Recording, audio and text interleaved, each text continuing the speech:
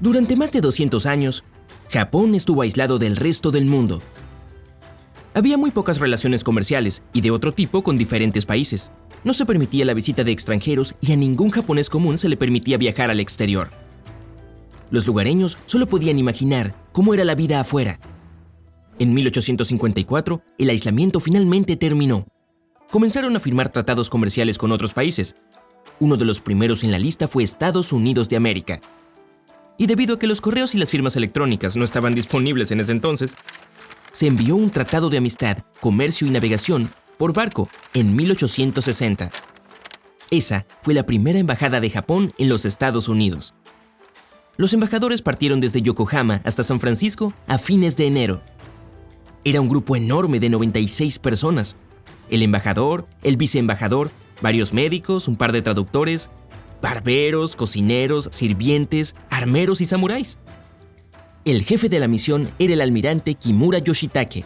Junto a él estaba Yukichi Fukusawa, un joven de la familia samurái de bajo rango.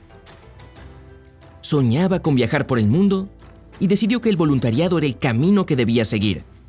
Ofreció sus servicios de traductor al almirante y entró. Si has estado en Japón, probablemente hayas visto la cara de Fukusawa, ya que está en el billete de 10,000 yenes. Se convirtió en un famoso educador, fundador de la Universidad de Keio, filósofo, periodista, empresario e incluso fue nombrado el verdadero fundador del Japón moderno. Todo en parte gracias a ese viaje. Fukusawa compartió sus impresiones de la travesía y de lo que había visto en los Estados Unidos en sus muchos libros.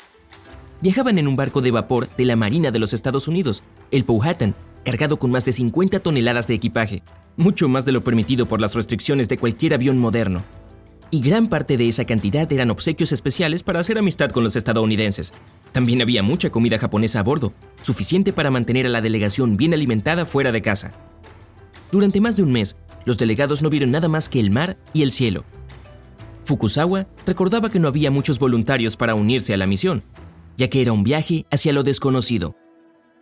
Y también estaban probando un barco japonés llamado Kanrin Maru, el cual los acompañó hasta San Francisco. Fukusawa estaba especialmente orgulloso de que los japoneses hubieran logrado dominar los conceptos básicos de la navegación occidental, incluso aislados del resto del mundo, y el barco que habían construido completó con éxito un viaje transpacífico. 37 días y una escala en Hawái después, la embajada llegó a San Francisco. Fueron recibidos como verdaderas estrellas de rock, la prensa, los fanáticos y todo eso. En estos días, no sorprenderías a nadie en California si salieras con tu atuendo de samurái completo con una espada. Pero en ese entonces, fue una verdadera sensación. Había carruajes de caballos esperando para llevar a los delegados japoneses a su hotel. ¿El problema? Ellos nunca habían visto un carruaje tirado por caballos. Se quedaron de pie mirándolos torpemente hasta que las puertas se abrieron ante ellos. Cuando los caballos empezaron a moverse, los delegados se dieron cuenta de que el carruaje estaba sujeto a ellos, y así era como funcionaban las cosas en los Estados Unidos. Cuando llegaron al hotel, el grupo se enfrentó a una nueva sorpresa. Los pisos estaban cubiertos con costosas alfombras y tapetes. Fukusawa y la tripulación, con sus sandalias tejidas y espadas al costado, estaban realmente incómodos al dar los primeros pasos en lo que se consideraba un lujo en su casa. Luego notaron que los lugareños caminaban casualmente sobre los pisos alfombrados con los mismos zapatos que usaban afuera. No tuvieron más remedio que hacer lo mismo. La embajada pasó un mes entero en San Francisco.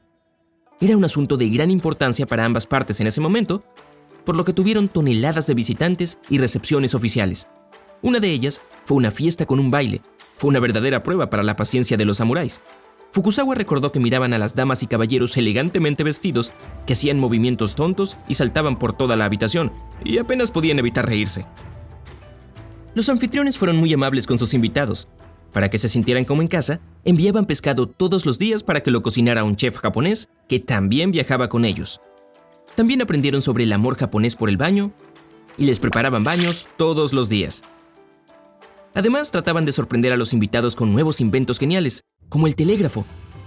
Pero Fukusawa se había enterado de esa máquina en casa y estaba mucho menos impresionado por ella que por las cosas que parecían normales para los estadounidenses. Se dio cuenta de lo locamente caras que eran las cosas en California. Y por cierto, eso sigue siendo igual. Tenían que pagar el doble por un tarro de ostras de lo que hubieran pagado en Japón. Y ese era solo un ejemplo. Todo era caro. desde la comida hasta el alojamiento. También se sorprendió al ver grandes cantidades de metal arrojadas casualmente a la basura en forma de latas y herramientas rotas. En Japón era casi tan valioso como el oro. La gente iba a juntar metales, buscando los clavos después de un gran incendio. Muchos años después, a los japoneses todavía les importa mucho la reutilización de metales. Están en la cima de las listas mundiales en lo que respecta al reciclaje. Otra sorpresa fue cómo se sentían los estadounidenses con respecto a sus expresidentes. En una de las elegantes recepciones, Fukuzawa preguntó a alguien si conocía a los descendientes de George Washington. El hombre mencionó casualmente que había una mujer que probablemente se había casado hacía poco, pero a nadie le importaba mucho dónde estaba. En Japón, la actitud hacia los gobernantes y sus familiares, especialmente los antepasados, era realmente diferente. Los japoneses todavía sienten ese respeto por sus gobernantes por defecto. Fukuzawa recordó que sus amigos también lograron sorprender a los estadounidenses una vez. Cuando se les ofreció un paseo a caballo a casa después de una cena, simplemente montaron a los animales sin carruajes adjuntos. Los anfitriones estaban asombrados por su habilidad. Una de las razones por las que los delegados pasaron un mes entero en San Francisco fue que estaban esperando que repararan su barco. Los estadounidenses se negaron a aceptar el pago por este servicio, otro gran gesto que los invitados apreciaron. Fukuzawa se compró otro recuerdo importante en San Francisco, un diccionario Webster inglés-chino que más tarde lo ayudó a dominar el idioma y a comprender su propio diccionario inglés-japonés. Otro gran recuerdo de esa estadía fue una foto de Fukuzawa y una niña estadounidense que luego se convirtió en una de las imágenes más famosas de todo el viaje. El Powhatan continuó su viaje hacia el este. Hizo escala en Panamá, donde los delegados viajaron en el recientemente inaugurado Ferrocarril de Panamá. Allí subieron a un nuevo barco y se trasladaron a Washington, D.C. Llegaron allí a fines de mayo de 1860 y también fueron recibidos como estrellas de rock. Hubo entrevistas, recepciones y visitas de miembros del Congreso y de cada miembro del gabinete, y una cena con el presidente James Buchanan en la Casa Blanca. Como escribió el New York Times sobre esa reunión, el intérprete no tradujo completamente una parte del discurso japonés al presidente, ya que parecía demasiado privado para una gran audiencia.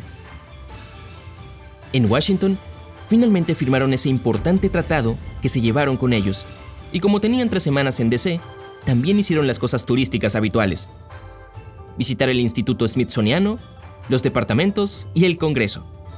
Cuando se hizo todo el recorrido turístico y se firmó el tratado, la embajada se trasladó al norte, a Filadelfia. Después de 3 días allí, viajaron a Nueva York, su destino final en ese viaje. Una vez más, llegaron a todos los periódicos y fueron recibidos como reyes. Incluso hubo un desfile el día de su gran llegada que recorrió Broadway hasta Union Square y luego hasta su alojamiento en el Metropolitan Hotel. Se ondearon 300 banderas en el lugar durante todo el tiempo de su estadía de 2 semanas. Allí, los samuráis continuaron con sus reuniones exclusivas y divertidas recepciones. Todo costó cerca de $82,000. En uno de los primeros días de su estadía, probaron otra novedad. Visitaron un estudio fotográfico y no caminaron a casa o tomaron un taxi como lo harían hoy. Hubo otro desfile que terminó en el ayuntamiento con el alcalde de Nueva York y el gobernador después de la sesión de fotos. También visitaron el recién terminado Central Park. Se reunieron con su diseñador y plantaron un árbol allí. Durante el resto de su estadía, los delegados fueron de compras, visitaron escuelas y cárceles, museos e imprentas, una fábrica de caucho y otros lugares interesantes. A finales de junio, subieron a otro barco y regresaron a casa. Llegaron a la bahía de Tokio recién en noviembre, ya que también se detuvieron en Luanda, Angola, Yakarta, Indonesia y Hong Kong en su camino. La embajada se convirtió en la primera misión japonesa en viajar alrededor del mundo.